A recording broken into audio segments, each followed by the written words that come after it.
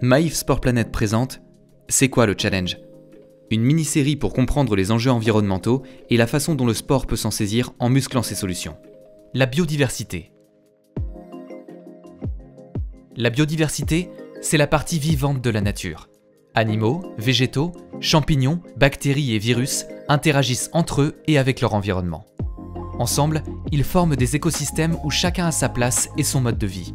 La disparition d'une seule espèce peut menacer tout l'édifice. Mais quel est le problème? Potentiellement très stables sur de longues périodes, les écosystèmes sont fragiles et vulnérables. Dans l'histoire géologique, la biodiversité s'est effondrée à 5 reprises, à cause de changements climatiques, de chutes de météorites ou d'éruptions volcaniques. Nous vivons aujourd'hui la 6e extinction de masse, due à l'expansion urbaine, aux pollutions, à la déforestation, à l'agriculture intensive, au réchauffement climatique, au braconnage et à la pêche industrielle. C'est une très grave crise, causée par notre façon d'être au monde, nous les humains.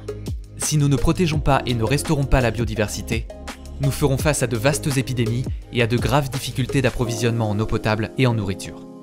Et le sport dans tout ça? Le mouvement sportif, en générant une consommation massive de biens et de services, porte sa part de responsabilité dans l'effondrement du vivant. Stades, terrains, gymnases, circuits, patinoires, piscines, stations de sport d'hiver, chacun de ces équipements contribue à l'artificialisation de l'espace naturel. Dans l'histoire récente, on constate une tendance aux infrastructures toujours plus nombreuses et démesurées, pour attirer en masse des spectateurs dont les déplacements produisent à leur tour des nuisances et pollutions. Même les sports de pleine nature, pourtant réputés écologiques, peuvent causer des dommages parfois irréversibles, l'invasion de zones naturelles étant trop souvent synonyme de sols compactés, de flore fragilisée, de vie animale perturbée. Alors, on fait comment? Une révolution s'impose. La pratique sportive doit être l'occasion de protéger et restaurer la biodiversité, en prenant soin de la nature et du climat, sans perturber l'habitat et le rythme de vie des espèces animales et végétales. En matière d'infrastructure, il faudrait revenir à une taille humaine et concevoir des équipements mieux intégrés dans leur environnement. Avant de lancer la construction, réaliser un diagnostic de biodiversité pour ne pas détruire d'écosystèmes complexes. Sélectionner les matériaux les moins impactants. Encourager la mobilité active et douce des pratiquants et du public. Partout et en toutes occasions, planter des arbres et revégétaliser pour restaurer les sols, favoriser la pollinisation. Autant que possible, créer des corridors pour préserver la liberté des espèces sauvages. Dans les sports de nature, à pied ou à vélo, veillez à ne pas sortir des chemins tracés et à ne pas faire trop de bruit, et organisez régulièrement des collectes de déchets. Il faudrait aussi partir moins loin et moins souvent, se détourner du transport aérien et de la voiture individuelle.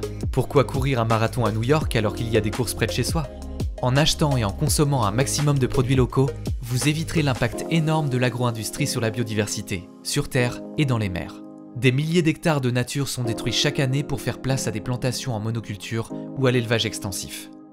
Mettre au compost tous ces résidus alimentaires végétaux. Ce qui vient de la terre retourne à la terre. Informer, sensibiliser, éduquer les publics aux causes environnementales. Chaque rassemblement est l'occasion de mettre en valeur et magnifier les écosystèmes. Face à l'effondrement du vivant, la pire des actions, c'est l'inaction. Pour s'adapter à la crise, il faut changer nos attitudes prédatrices et faire évoluer nos pratiques de consommation. Le mouvement sportif, par son ampleur et ses valeurs, peut être le fer de lance d'une vaste prise de conscience citoyenne. Ensemble, respectons le vivant.